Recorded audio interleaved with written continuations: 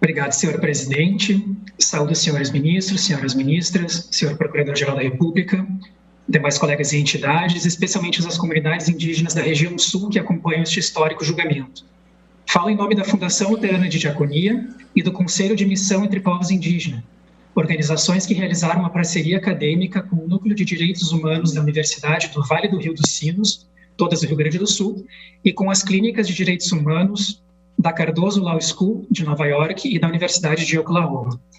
Subscrevemos argumentos de que a tese do marco temporal, enquanto um tema central deste julgamento, é uma tese inconstitucional e que carrega um perigoso viés integracionista, como os demais colegas já alertaram,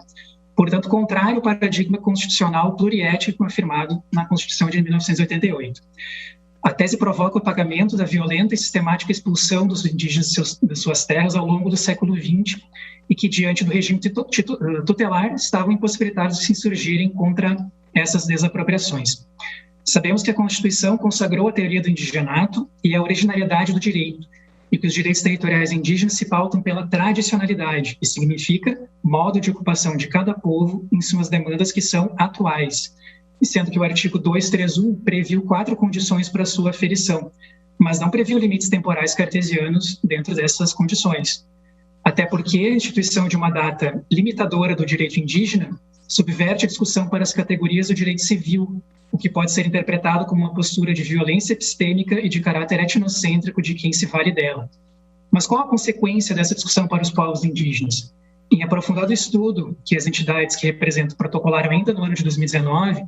destacamos a partir da doutrina e da jurisprudência do direito brasileiro e internacional o risco que a consolidação da tese do marco temporal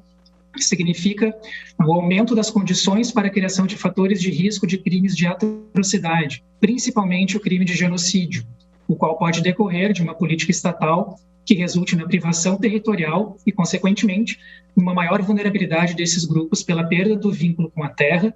e pelo acirramento dos conflitos que envolvem ocupantes não indígenas. É importante frisar, excelências, que para a caracterização do crime de genocídio não é necessária a ocorrência de massacres, pois ele não é um ato único, mas um processo de muitas etapas que algumas delas já ocorrem em nosso país, como discursos desumanizantes, omissões estatais sistemáticas, e aqui é importante a relação com a tese do marco temporal, marco jurídico de proteção insuficiente. E é exatamente isso que a tese do marco temporal significa: a amputação artificial da eficácia do artigo 231 e dos direitos fundamentais dos povos indígenas em prol de interesses privados, e com isso, a violação da proibição da proteção insuficiente de tais direitos.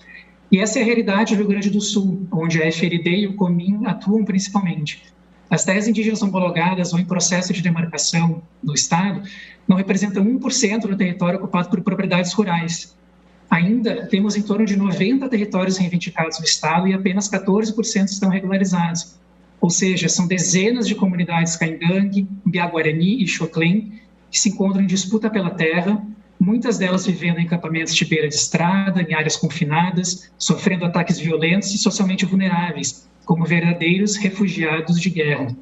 Volto a repetir, excelências, ações ou omissões estatais que resultem em obstrução do exercício de direitos essenciais para a manutenção da integridade física e cultural de grupos, como a garantia do território tradicional dos povos indígenas, proporciona um contexto favorável para a criação de fatores de risco de crimes de atrocidade. E isso deve ser levado em conta, mesmo porque essa situação é capaz de gerar responsabilizações futuras do Estado brasileiro por demandas de grupos prejudicados. Se essa corte já afirmou que não existe índio sem a sua terra, afirmamos, infelizmente, que existem milhares de indígenas sem terra no Brasil, que depositam esperanças nesse julgamento, no cumprimento da Constituição e na posição contra-majoritária dessa corte para continuar reexistindo. Diante do exposto, as entidades então se manifestam pelo provimento do recurso da FUNAI, mantendo a posse do povo Xoclém sobre a área em disputa, que integra os limites de terra indígena já declarada como tradicional. Em segundo lugar, pelo afastamento da tese do marco temporal e do renitente espúrio, e pela confirmação do indigenato como teoria balizadora dos direitos territoriais indígenas na Constituição de 1988. E sobre o tema 1031 em discussão, pela formação de tese nos moldes da proposta pela comunidade indígena Xoclém e também pelo eminente ministro relator. Muito obrigado.